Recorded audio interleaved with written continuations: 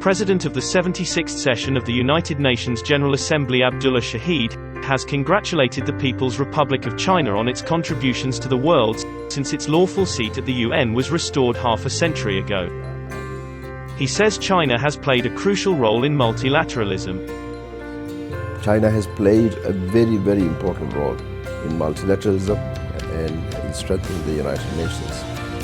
Today, China is the second largest financial contributor to the United Nations. China is the first largest contributor to United Nations peacekeeping operations, included in it 29 peacekeeping operations.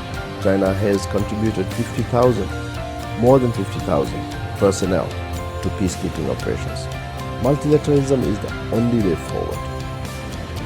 Unilateralism has no place in the world.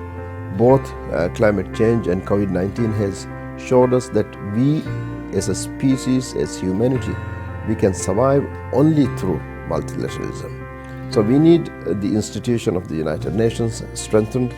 We need law and order strengthened. We need other frameworks supporting multilateralism strengthened.